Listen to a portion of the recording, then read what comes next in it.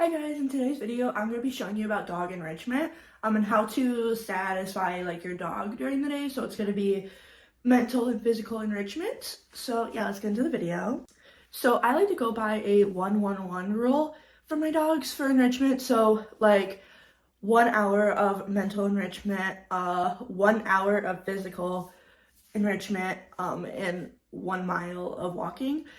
So not every single day, we're not doing all those every day, but at least a mile walking, and at least an hour of mental enrichment. The 1 hour of physical exercise is depending on what we're doing. Sometimes it's throwing a ball in the yard and having them run and stuff with a walk. I won't need to walk them as much if I'm having like a day where I don't have as much time. But 1-1-1 rule, I mean, it depends on your dogs, but I found that works for me.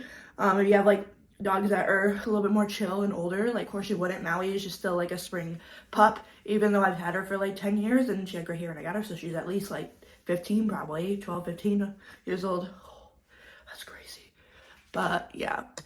So let's talk about mental enrichment first. So like puzzle toys, training, licking are the 3 things that are the best for it. Training isn't always just like sit down. It's behavior training.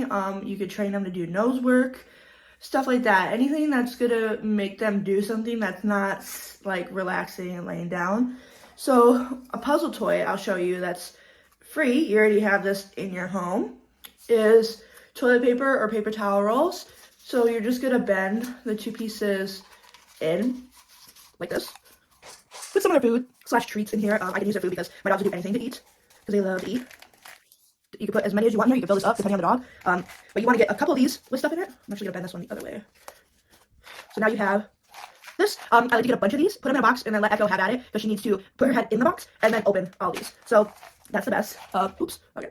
Another thing you can do is roll the food in a towel. I'm going to show you with this towel, but I'm not going to put food in it. I'm just going to demonstrate.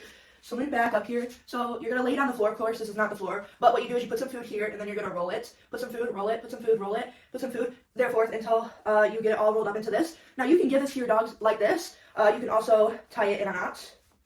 Like so, you can use a bigger towel. This is just a towel I decided to use. You can tie it in a knot to have your dog get the knot out. You can also freeze this, put it in the freezer for a couple hours so it stiffens and it's a lot harder to get out. You can also put a lot of paper and treats in a box to have your dogs going in to get the food. So I'd recommend wrapping some of the food in the paper and then just throwing toys. So they have to reach in, they have to dig through to find their food or treats, whatever you decide to use for the enrichment. I know not all dogs will work for the food, but all my dogs will work for their food. Okay, so you can also buy puzzle toys. So these 2 are the same type of kind of puzzle toy here. This, you put food in, you lay it on the floor, and the dogs have to sit here and knock it around to get food out of these holes. Same with this thing. There's a hole right here. You put food in at the top, it goes through, and then the dogs have to hit it and move it around to get food out. That's some enrichment because they have to really use their brains. You can also get this right here is a really good enrichment tool if your dog is like a really smart dog. Don't mind that it's dirty. But what this is this is a button. And this is where you put food. You put food up in here. The button is battery powered and synced to this. There's little notches right here, so you can take the button out of this platform and attach it to the side of this to start teaching your dog how to use it. But you can slowly move it far, far away. I think it can go up to 50 feet away or something, 20 feet. I don't remember. I got this on Amazon. This is the brand. But you can keep going far away. So your dogs have to push the button in order to get food, and it spins out and pops out through here. There's also a tray that goes with this, but I leave the tray out because what I do is I put it on a table and then I put a snuffle mat on the floor. They beep it, the food comes out of here onto the snuffle mat, so it's like kind of like double enrichment there because if they find the food in the snuffle mat. These are snuffle mats. So what I did with the towel is kind of basically like the cheaper version of a snuffle mat, but you can get these. They're kind of expensive. They're like about 20 bucks each-ish. Depends on what you get. Sometimes you can find it for like 15. But you put food in here and it hides, so the dogs have to sit here and dig through. When I had grass, I used to actually throw it out in the yard in the grass for them and put them outside. So they'll be outside digging through not digging, because my dog doesn't dig, but they'll be putting their nose through the grass to find their food, which was like great enrichment, especially if the grass was like quite long. Great enrichment. I still have a lot of puzzle toys to choose from, but I chose 3 kind of very different ones. So this one is a spinning one that you fill each slot with some food treats. When I say food, I'm saying treats too. I'm not going to keep saying that over and over again. And then you can either stack it up like this, or if your dog's like a beginner, you can kind of do this so they get the idea of it. But this one is for Echo because it's so, your dogs need to be smart for this one. But basically, these don't open right here. This is locked until you get the opening, and then it's unlocked. So Echo needs to move this around to open these, and then there's also treats in here. So this one's very advanced. Echo takes her like a decent amount of time to go through this one. And then this one's just a slider. Very simple, but they just need to, this is Maui's favorite one. It's very simple for her. And you just sit here and slide all the stuff over with a little zigzag. What I do recommend is for when you're feeding your dogs, I try to at least mostly every meal. Sometimes I just don't have the time. But put them in slow feeders because that involves enrichment. I like to think of this like just putting it into like a regular metal bowl, like putting it on a white plate. But if you put it in this, it's equivalent to like one of those Zoopal plates. You know what I'm talking about? Hey, the Zoopals. If you don't know, just search it up, you probably know. But it's like that. It's more fun, right? These are for dogs or toddlers, right? Would you rather think a toddler would rather have a Zoopal plate or a regular plate? It involves enrichment. They have to sit here and figure out how to, they figure it out, but they have to sit here and go like, okay, eat all the food out of this hole, eat all the food, It involves more enrichment than just eating it on a boring plate. So next on mental enrichment, we're still on that, is one of these. These are the West Paul Topples. For a second, I forgot the name, sorry. But you can put them together like this, put treats or food or whatever inside here, put together like this, and then your dogs have to roll it around and figure out how to get the treat out. My dogs have figured out how to pop these open to get the food out, so they don't really do that often. But if you look inside here, they have these things, and they have the hole right here, right? You could buy stuff to plug up this hole, and then you can fill this up full of food. I do like dry food and wet food, and then I freeze it. Freezing it is like probably one of the best things. I mean, in winter, you probably don't want to freeze it. I still do, but I live in Arizona now, and I did before in Michigan. But you can just put food in here, and you don't have to freeze it, give it to them. But if you freeze it, it lasts a lot longer, and it's more enriching for them. Enrichment, you want to have different like layers, if that makes sense. Like, you don't want the same texture. That's why I layer wet dog food and dry dog food, is so they have this different texture going on while they're licking it when it's frozen. I'll put chia seeds on top. I did that in a previous video. But yeah, let me grab one more thing. I should grab that too. So these are lick mats. I got this one at Walmart, this one on Amazon. You can get them probably almost anywhere nowadays. You can get some that don't have suction cups, and some that do. These are two, apparently I grabbed that have suction cups. But as you can see, there are different textures here. These are squares.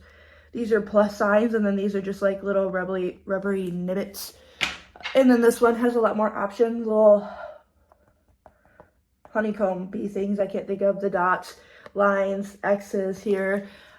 This helps with enrichment. This helps the different textures you have here. I also usually put like a different thing. I try to, not all the time, but I try to put different foods. So like this would have wet food in it, and this will have coconut oil, and this would have this, and this would have that. You know, like mix it up, peanut butter, and I couldn't think of anything else. Oh yeah, I would do like wet food, coconut oil, peanut butter, chia seeds and something, yogurt, whatever. Have them all different flavors, different textures. Very enriching that way. Very, very enriching. Again, if you freeze those, they last a lot longer. Very enriching. Very, very enriching. Did I say it's very enriching? Very enriching. Sorry, I just realized that I said that like 1,000 times recently. Sorry. So yeah, that's things you could buy for enrichment there, or like use also, because I forgot I had the toilet paper roll and stuff like that. Did I mention also for Stella, sometimes I'll wrap in wrapping paper a box of food with stuff in it, and then she'll rip up the wrapping paper and open the box. That's great. That's great enrichment.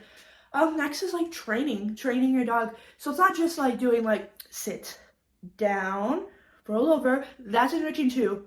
But also have them doing stuff that might get them moving and really having to think. So like I'll stand on the opposite side of the room and say cage, have them go in their cage, walk over, give them a treat, walk back to the other side of the room, have them wait till I say they can leave their cage to leave their cage. That's really good because that's giving some physical with the mental going on. I tried to teach him new tricks. I haven't in a little bit since we moved, so I need to get actually back on that. I just haven't found my training book. So once I find that, we'll be set. One thing I'm forgetting. It's also pretty enriching just to take your dogs out and just let them, like, if your dogs are like a little reactive, if you could just sit in a car with them and let them look out into the world, that's some enrichment going on because they're trying to figure out like what's going on. They're looking at all these people moving, all these dogs moving, and rewarding the good behavior. So that helps reactivity and some enrichment there, because aren't you exhausted? Take them to the park. You know, I don't recommend dog parks because dog parks usually involve fights, and that causes reactivity. So I say no to dog parks. But you could just take them to a regular park, take them swimming, stuff like that. That would get some good physical exercise, some enrichment going on. So I want to train my dogs to pull me, like on a bike or whatever, so we can go on a bike ride, but they pull. I want to get a 3-tier bike because I feel like it would have less tipping over if they were to like go to the left. I need to train them to how to do it, but I think that'd be great because of course I want to do it with Maui. Maui would be like in a basket or something because she wouldn't run. She'd probably stop and get dragged, and she's old. I'm not gonna have her do that, but still an echo us me riding with them pulling a little bit. I want them to be able to run because they run now in the backyard, which is great. I love that they can run in the backyard, but I also want them to like run out into the world. So I want to be able to do that. So I need to start like planning for that, but I need to buy a bike. I don't have a bike. So that's the next step, and then I'm gonna get harnesses so they can pulling harnesses, have them do that. That's some good physical exercise. I don't think I'll need to do as much physical exercise as they do that because pulling is so physically exhausting. That one will just really tire them out. But yeah, you just take them on walks. If you like to run, I don't like to run, so if you like to run, take them on a run. So I need to figure out some hiking trails here that are nearby. But in Michigan, I had this one place, and if I go at certain times, there weren't that many people. So I would put my dogs on a long line so they could really, like, on a walk, they could kind of run to the end of the line, run around me, just to, like, get some more exercise than me walking them would give them. I put them on, like, a 30-foot lead, a 50-foot lead even. One time I even attached my 50 and 30 together and let them really have at it. I also would be like, come, you know, I'd teach them to come back when I said so. Because sometimes there's a biker, I still had them attached to me, so I'd pull it in. So they're really good at that, but that gave a lot of good exercise because they were able to like explore more than I was able to give them, you know? So I would recommend a long line and somewhere deserted that there's not many people. Don't be that person that brings your dog to a highly populated area and puts them on a long line. As long as there's enough area where you're not getting in other people's business, it's fine. All right, so I think I hit everything that I wanted to talk about in this video. I might have missed a couple things, but should have written it down before making a video. But yeah, it's pretty much a decent amount I gave you guys. So for mental enrichment, you know, like you can make puzzle toys, buy puzzle toys, snuffle mats, lick mats, training, all those things are really good for enrichment. And then physical, you can take them swimming, take them to the park, running with them, walking with them, having them pull something, like stuff that would really exert them. That's about it. Training them. I think I hit all the key points that I talked about, right? Pretty much. So I hope you guys enjoyed this video. If you like this video, go follow me. Please like the video so I know you guys like the video. You can comment anything. If you guys have any video ideas you think I should do, just let me know. Maybe I can make them, you know? Maybe I can make them. But yeah, I'll see you guys in the next one. Bye.